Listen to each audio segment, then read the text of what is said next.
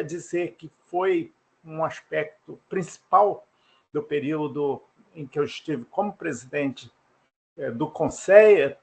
a construção da Lei Orgânica de Segurança Alimentar e Nutricional, que foi um outro momento de muito aprendizado, né? Como fazer uma lei dessa dimensão, né? E sociedade e governo sentando juntos para levá-la a efeito. E, ao mesmo tempo, uma vez que a Casa Civil enviou para o Congresso Nacional, com a assinatura do presidente, a proposta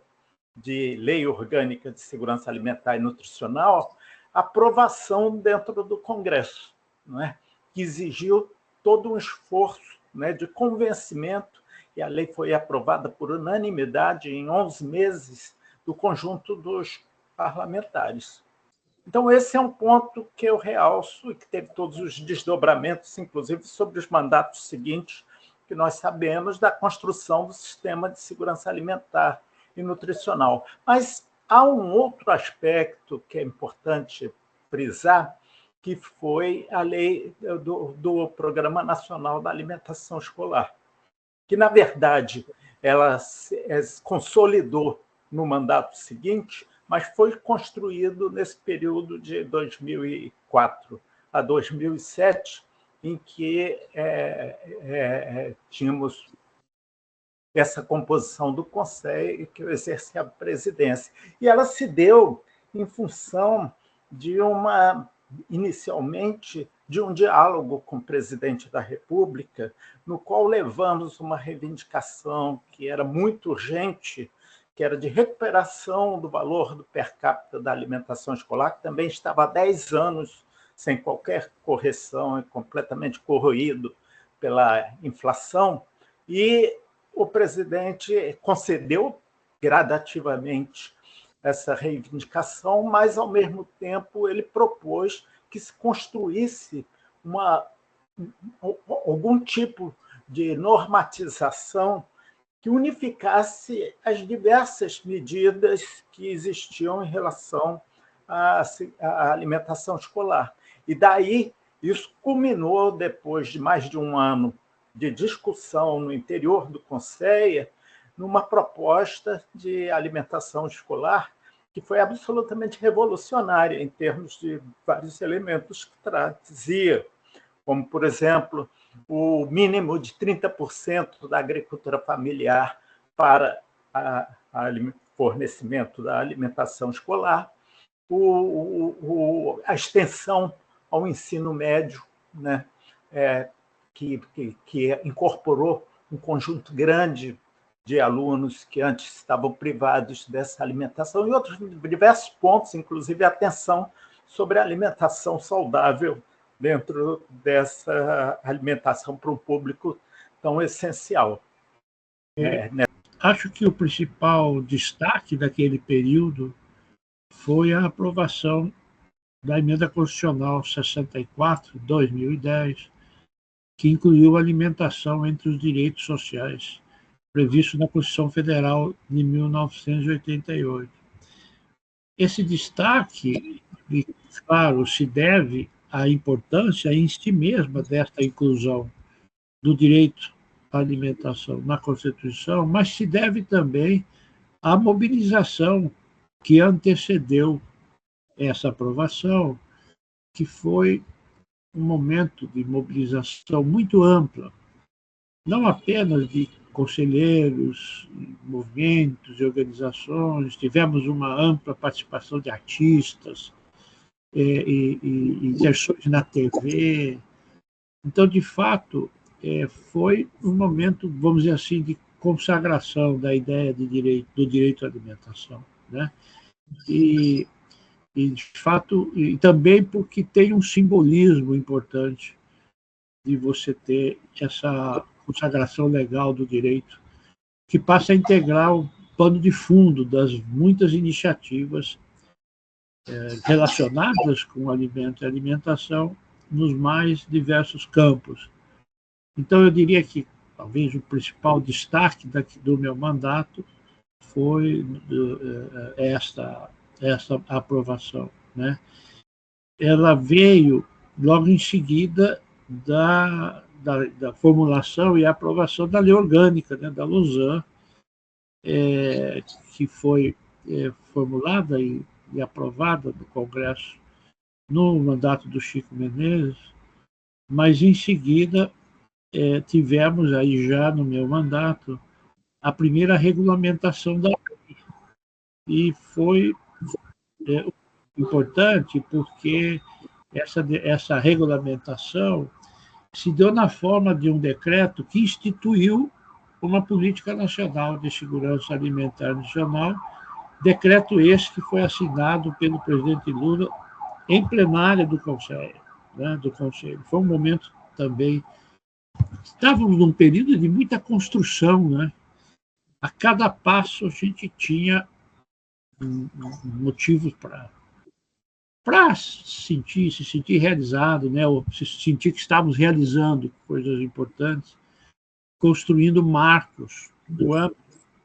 institucional e da política pública que se tornaram, digamos, referências a tudo que veio em seguida. Quero destacar, no período de 2012 a 2016, quando eu estive na presidência do Conselho, alguns fatos e propostas que foram definidas extremamente importantes. Queria me referir à Política Nacional de Agroecologia, que foi debatida no Conselho como a minuta e, posteriormente, foi aprovada, e hoje temos não só a política, como também um Plano Nacional de Agroecologia e Produção Orgânica. Também foi nesse período, lá no Conselho, que esboçamos uma minuta de proposta da Política Nacional de Agricultura Urbana e Periurbana.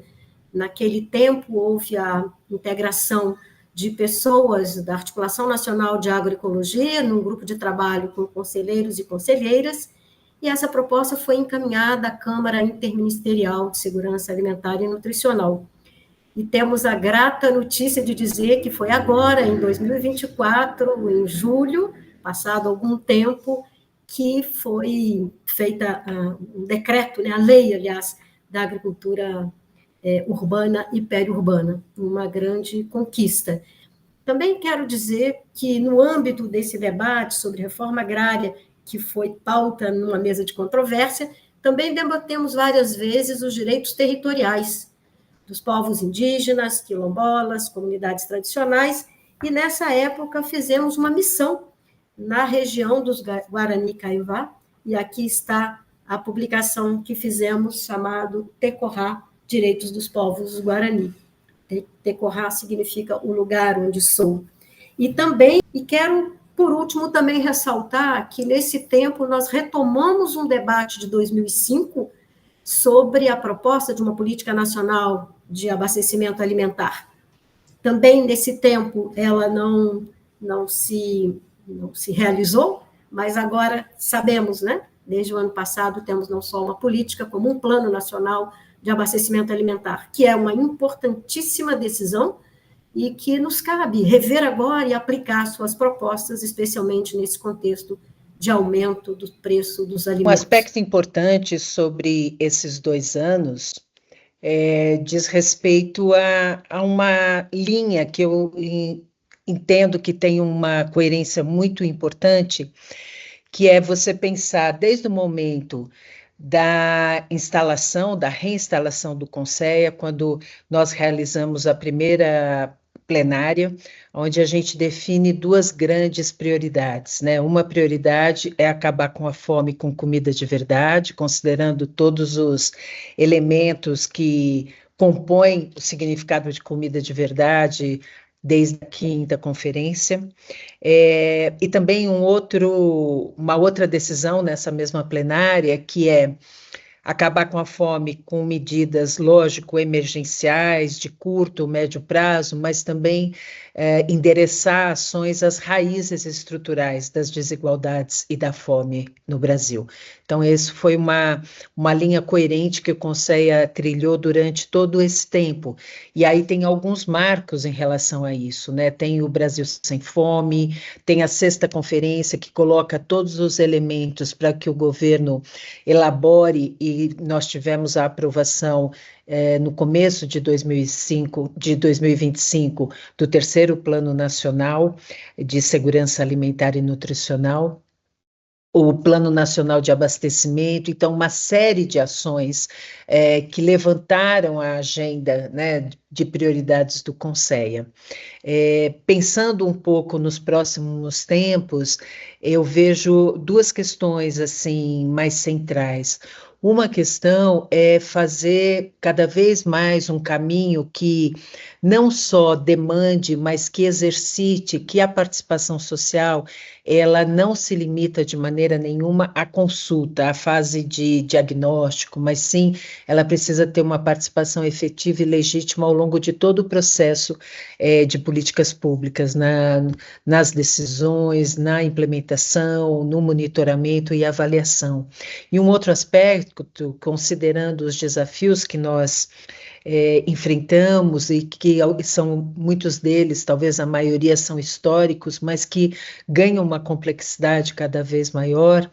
que é um processo de articulação com outros espaços de participação social que também atuam em diferentes aspectos dessa mesma agenda. Então, é estratégico que os espaços de participação social que integram, né, o conjunto de políticas públicas que podem apontar para a soberania e segurança alimentar e nutricional se articulem cada vez mais para compartilhar prioridades, demandas e estratégias de incidência.